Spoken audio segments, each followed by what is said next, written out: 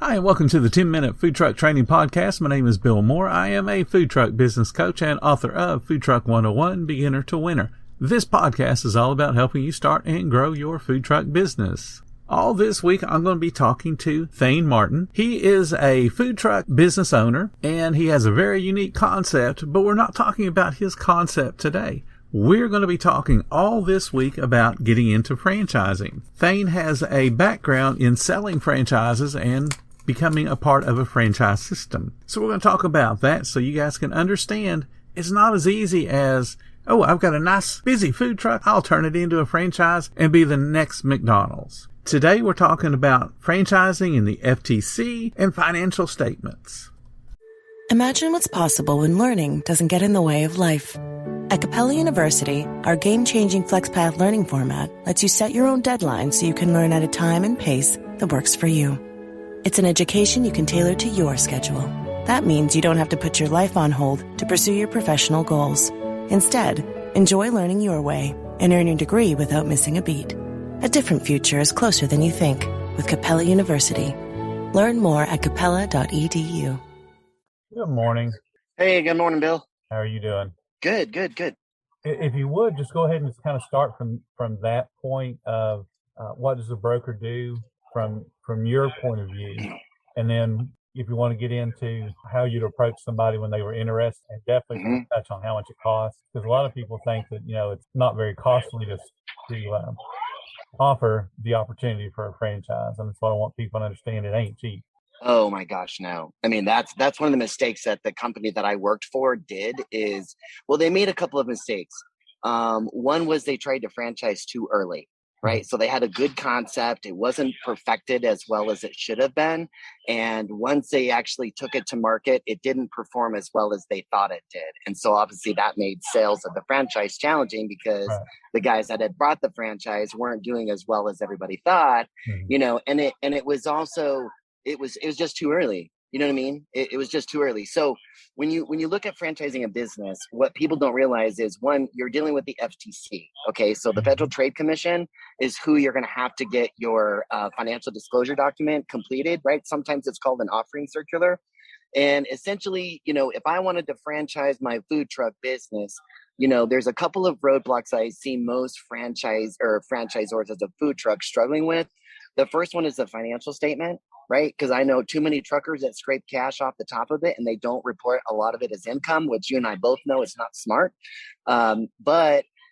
Because when you do an offering circular, right? So if I wanted a franchise business, the first thing is I need at least 1 to 2 years minimum of operating perfectly prepared CPA signed off financial statements. Right. Okay. So the last thing you want to do is franchise a business where you've been scraping cash, because you can't say to people, this is the kind of income I'm making. And then you have to be very, very careful that you just kind of say, well, if you buy a franchise, this is what our average franchisee makes, but I can't guarantee you that you'll make that or not make that. And you can really get yourself in hot water quickly if there's any kind of verbal statements that are made implying revenue that may or may not come true. So They really police that crap.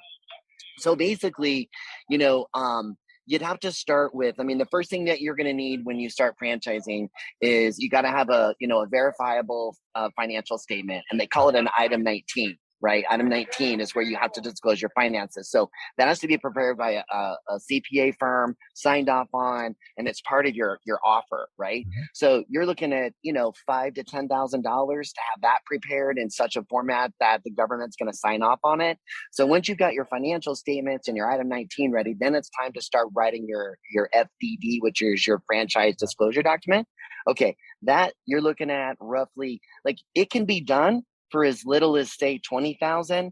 But I think that realistically, that would be you franchising your business in one state and the state that you live in, right? So you're going to really narrow your scope, right? And so if you want to have a national franchise, what you run into is, like, if you pull up a map of the United States, there are registration states and non-registration states. Okay.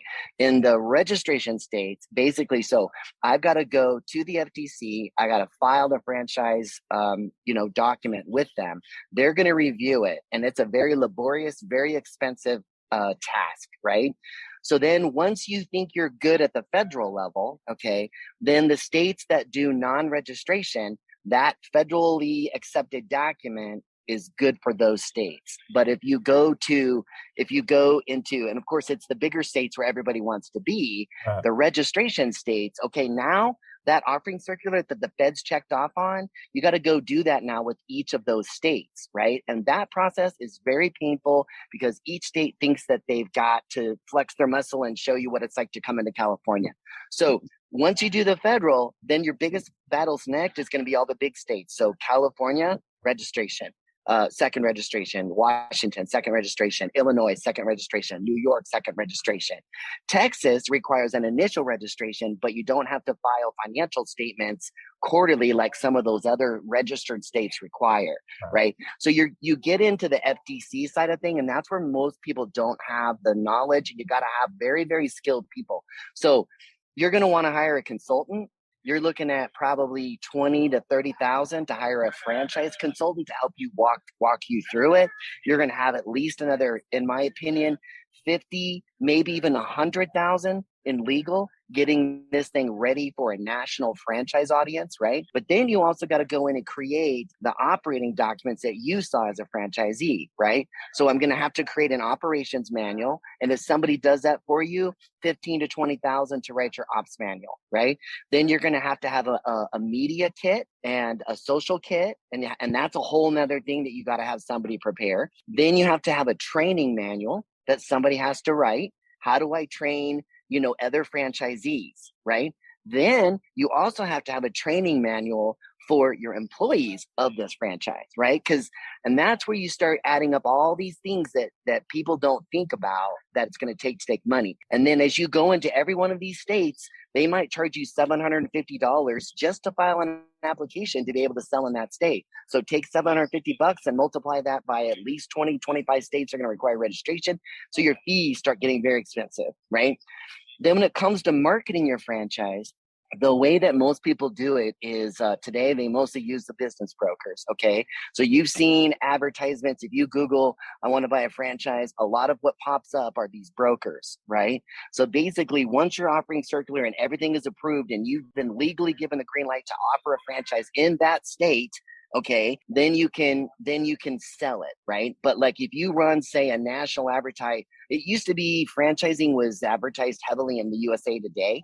And you'd spend $3,000 to get an advertisement in the USA Today for national distribution. The downside would be you might get a call from somebody that you're not franchised in that state. And the regulators, they'll spot check you on that. So if you start talking in any way, shape, or form to somebody about a franchise in a state that you are not registered in, they will bust you and fine you tens of thousands of dollars, right? So thinking you can do a national franchise, it is 100% possible. It's just very expensive, and most people don't understand the regulatory laws that go around that side of the business. That's the biggest issues you have, in starting a franchise. And I think for the food truck industry, your franchise fees, like let's say I wanted to open a Molly Maids or something like that, you're probably looking at a $50,000 franchise fee, right? For a mobile food type of business without a proven track record, you might get 10 grand, maybe 20 if it's proven, right? Versus say a fast food like a Subway or, which is going to be a 250, or a McDonald's. I mean, they can be $500,000 for a franchise fee, right? So, and then the things you also got to think about when you're setting up a franchise is, what are my sources of revenue? And there's two schools of thoughts when you're creating a franchise, right? Some franchisors say, okay, you know what? I'm going to make my money on the royalty piece, and I'm going to make my money on the franchise fee. So I'm going to get that 25,000, and then I'm going to collect 5% of your top gross line sales. Okay. And that's one way that I make money. Then the other business model is, especially in the food side of the business, is you're going to buy your stuff from me. Right. So now as a franchisor, I have to make that decision. Am I gonna have somewhat of an adversarial relationship with my franchisees who get mad that they have to buy this mix and that product from me?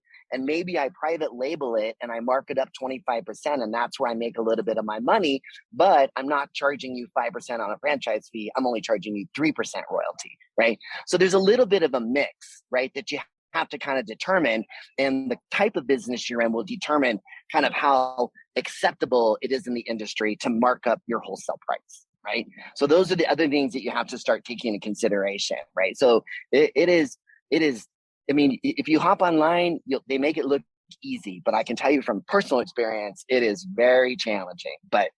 And I think the problem you have with a food truck is like, what are you franchising? Are you franchising a food truck, right? Like a concept? Like, could I take my Churro Amigos and turn it into a mobile franchise?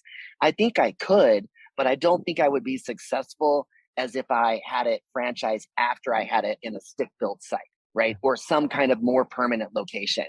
I think people would have a hard time paying you for a mobile franchise. Like, unless you've got, 20 mobile trucks out there in your name, in your brand that's creating that, I don't think the market would support it.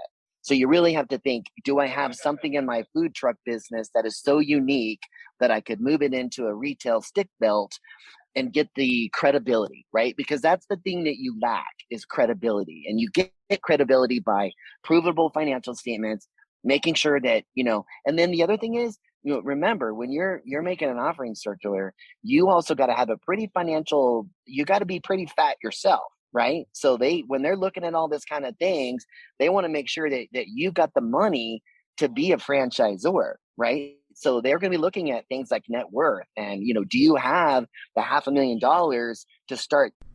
Thank you guys so much for listening to the 10-Minute Food Truck Training Podcast. If you're finding all the information helpful in your food truck business, please consider becoming a monthly supporter of the podcast. Just hit the support button or follow the link in the description. Every little bit does help keep us going. If you guys need a business coach to help you reach your food truck's full potential, just check out all my affordable services.